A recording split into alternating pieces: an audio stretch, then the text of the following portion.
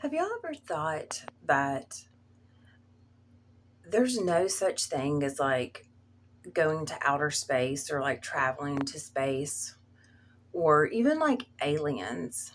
Like, how can there be aliens or space travel? Because like we are aliens and we're like traveling in space right now. I mean, I don't know. Am I a moron for like thinking this? But I was thinking about that the other day. I mean, the planet is in space. We are in space right now. It doesn't feel like it because we're on the planet, but we're still in space. I mean, if you just go in a little ship and look down and say, oh, there's, a part of Earth, I mean, you're not any more or less in space than you were on the planet. I mean, the planet's in space. And does that not make us aliens or Martians or whatever? Well, I guess we wouldn't be Martians unless we're from Mars, but aren't we aliens? I mean, is this stupid to think? And are aliens not like you know gods? I was such a atheist for so long because of the Catholic thing, and it was like, this is the way, this is the only way. And I was like, well, it either fits for you or it doesn't. Religion, and any one religion or spiritual perspective, it's either going to, fit for you or it isn't. And there's nothing you can do to find God in a way that you cannot, there's nothing you can do.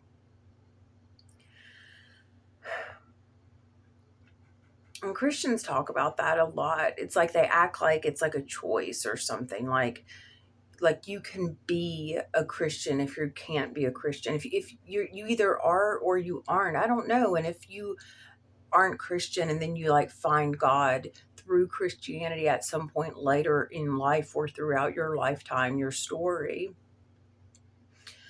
I mean, that's not something that everybody can choose to do.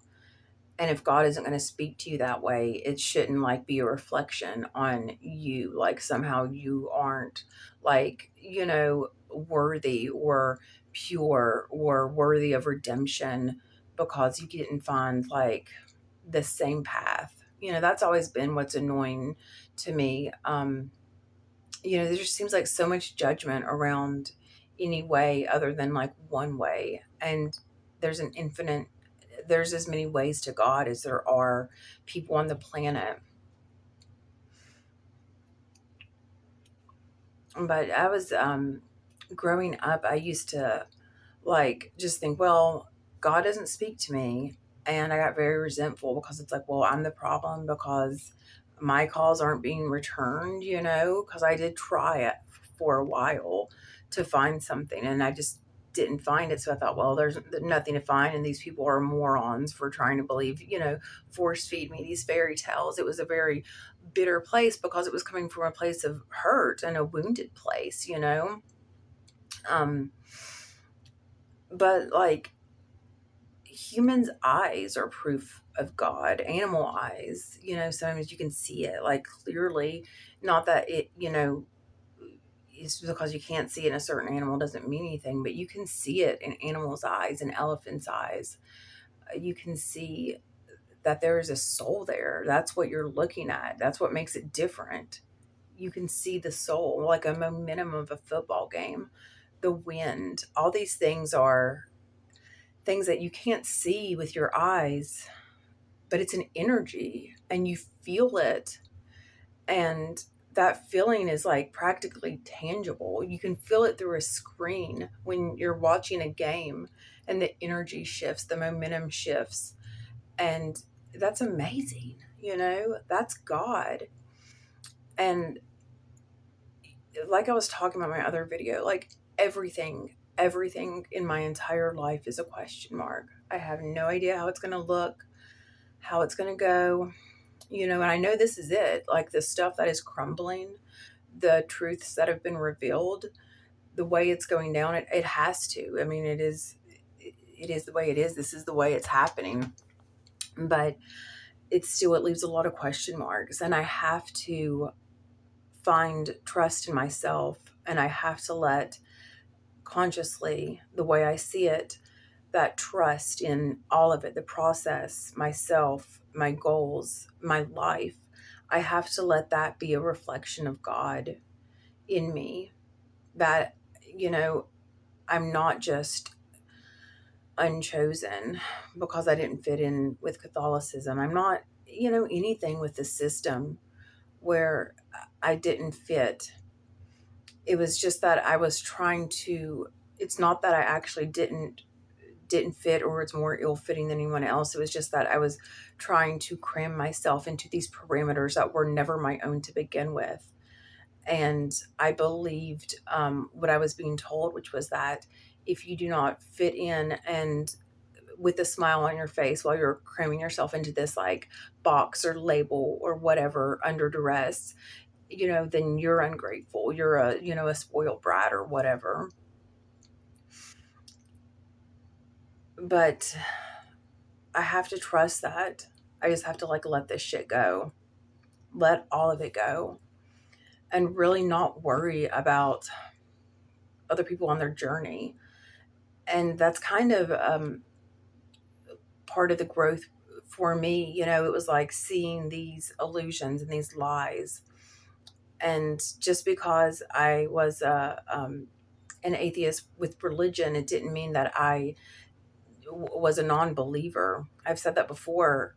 I just hadn't thought about it when I was in this category that there's no such thing as an atheist. An atheist is like a unicorn. It's like a dogma unicorn because it doesn't exist. And so I had to let go of all my other beliefs that were also very rigid and very judgmental. And that's what the dogma is. It's like just these parameters of hate and like, oh, you're in this category, not this category, and vice versa. And in letting go of the labels to really let them go so I could take charge of saying, well, okay, now who am I really? And where am I going? And following that answer. And by the way, that answer is in saying yes to yourself. You will tell yourself what you want to do and who you are and where you're going and what you're about.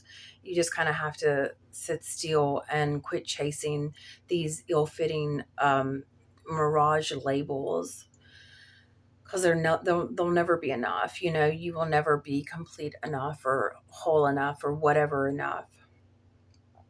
But when I was letting go of my religion, like of politics and Hollywood and like, my idol worship, I worshiped these people, these celebrities, and just like the entire idea of celebrities. And I never just had a relationship. I like worshiped my codependency. It was like this like slutty altar that I sacrificed myself upon, and I called it love, but really it was like love addiction, which is codependency addiction. And really what we're all addicts. We all have that addict angle within our psyche. And that's really just like, we're all addicted to the same thing. It just manifests in a million different ways. And that addiction is kind of like chaos. And I think the reason that we're addicted to chaos is because it can fuel up, it can feel like it is fueling the holes in our soul. It's kind of like a patch, like a cure-all patch, because chaos is fun and titillating and like tantalizing. And you know it's a very heavy emotion, and that passion can like substitute for love and sincerity and you know like purpose even. And it's always there, and it's such a it's so tempting. But man, it's so it's like a roller coaster. It's fun, but at the same time you don't want to never have your feet on solid ground. You don't want to ride a roller coaster 24/7. I mean, that sounds pretty awesome actually, but practically, maybe I want to go swimming, maybe I want to go for like a hike in the woods, maybe I want to like sit down and watch a movie or read a book. There's like a million different things you could do that are also great. It doesn't have to be that extreme.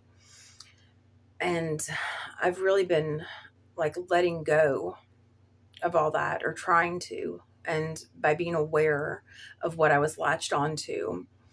And sometimes it was like, you know, the labels were like forced upon me, and sometimes it was just like such a habit that I had ingrained in myself, and of telling myself like who I am, and that's like an amazing question to ask yourself, like who am I when I drop all these labels and who I thought I was, or who I was supposed to be. And it kind of for a while I had to consciously kind of like take a step back from just bonding over like, hate watching stuff, because there was like real camaraderie and, entertainment to be had in like watching people trash, and just like that, for example. um all these like beloved things in pop culture, it's like they crumble away, and it seems almost intentional because it is so bad. And and it really doesn't matter if it was intentional or not, or what like the deeper purpose is, or why they're doing this and taking away like our things that we loved, because it's just pop culture. I mean, it's just like everything changes. It's not like we don't have our memories. And like this is what I'm telling myself, I don't it's okay to just like roll with it. You want to change Cracker Barrel and shut it down and like never, have another Cracker Barrel, so be it. We'll be okay if there's like never another Cracker Barrel in life. um all of this, like the sky is falling, maybe it is. Or maybe these changes were just like long overdue. And no matter what, this is why I love 2020. This is why I loved um being almost killed. Was truly one of the most fortunate, things that has ever happened to me, because it when these things crumble down, it's really an opportunity to learn the big lessons in life, and we all have them in our life, the big ones, the cornerstone lessons. They're like, wow, that was, you know, karmic or deeper, and the big lessons are not going to be learned in little ways or through like the joyful times. The hard lessons are going to be learned in hard ways. And it's true, what doesn't kill us makes us stronger, but that's not an automatic, that's not a given. It's just an opportunity. It's up to us if we want to like garner that strength. That's why I love 2020. At first I was like, holy shit, I was having a panic attack. I quit my job, but I didn't quit it to like go into a cocoon or, you know, crawl into like the fetal position and just like shake in fear. That's what really I had been doing my entire life. Just constantly, like my soul felt like I was like a guinea pig, like shaking, looking around, nervous, never relaxed, never at ease, always just on edge.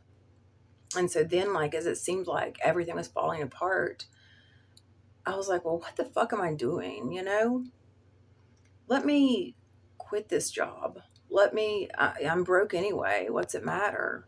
Let me stay home. Let me work on something that speaks to my soul. And let me begin to get my health in check. You know, um, all of it. If it wasn't for 2020, I would have never learned that I liked chickpeas and coconut water and just like all these recipes. Like, I can be a vegan over 50% of the time. Hell, the reason why it's easy for me to be a vegan most of the time is because I did not realize until um, I was almost 40 that I'm lactose intolerant. Had no idea. And I mean, I guess I am. I'm like diagnosing myself, but milk is just like a perfect example, got milk, drink milk, like why? Who thought it was like normal for an adult to go through life like, pounding glasses of another animal's milk? That's like creepy when you think about it. Like, who thought that was a good idea? Like, where is that done in nature? Um, and cheese makes me feel bad, but like I thought, God, God, cheese sticks, double cheese, like loaded, whatever. I love cheese, but I had just ate it all my life. And so I didn't realize that I was like basically feeding my body poison because we're told like we need the calcium. And um, I had been bloated for like decades and I didn't even know it. It's crazy.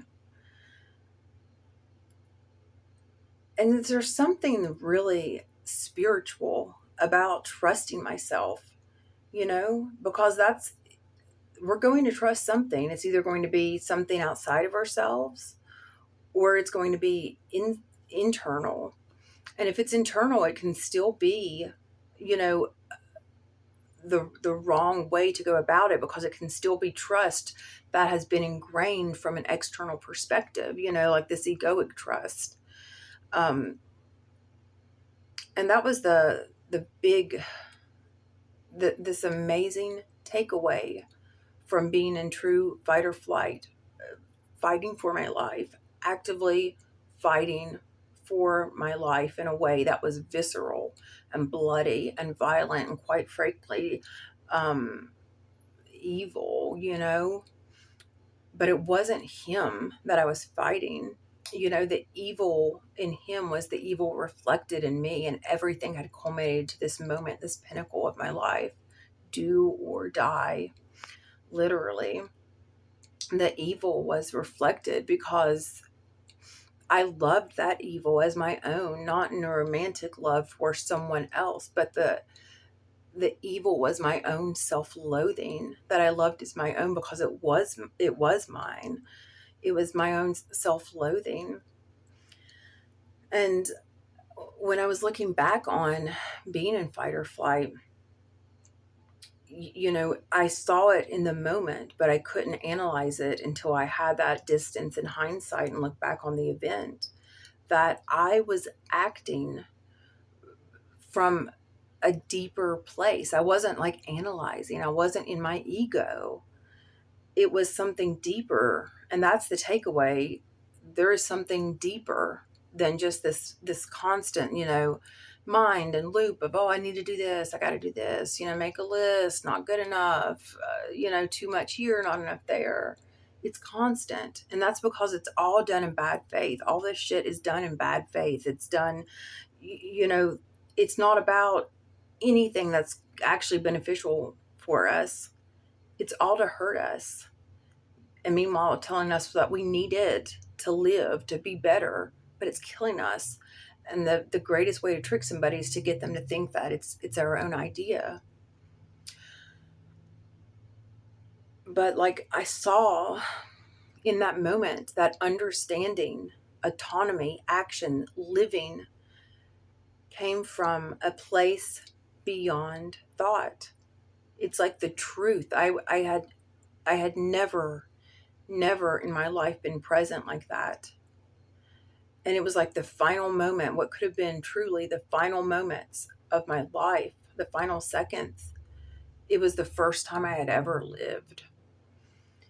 And I was acting from a place, I was so trusting in myself that I wasn't even thinking about it, because like once you think, oh, I'm going to trust myself, there's that like, kind of like that ego going.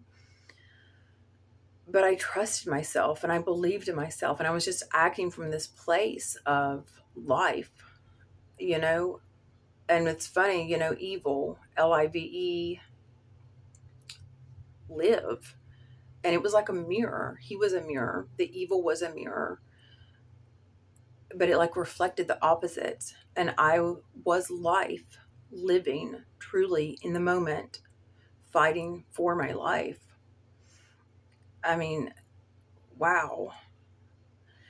And it's just the takeaway from that is, for if anybody's like feeling unworthy of living, unworthy of life, or just like, you know, I just felt like I did not belong, could not belong. There was nowhere for me to truly belong because I had never had trust in myself. I had never had self love. I had never had forgiveness, you know? Um, like, you don't have to have this horrible experience or this you don't have to every second of every day is a near death experience, and you don't have to have something visceral. You can actually stop yourself and say, wait a second, if I don't fit in, if I don't belong, if I don't deserve anything more than just punishing myself by ingesting poison every single second of every single day, even if it's just like negative thoughts, you know, and it's coming from the poison of self loathing. If that's where you're at, then what makes you think that you are correct in assuming that's all you deserve, you know? If you're that wrong and fucked up, then why would you not just think, well, wait a second, maybe I'm wrong to think that I'm that wrong? You see what I'm saying? Because I never thought that. But there is a truth inside of us that comes out, and that is a knowledge, a wisdom, an action, a being that comes from a place so much deeper than thought. And that's the God inside of us, the self awareness. And then to actually have the autonomy and the option to turn that self awareness into consciously creating life through love, through trust, true trust within ourselves that can only come when we love ourselves, when we forgive ourselves and each other. I mean, it's just a beautiful thing. Y'all have a good night.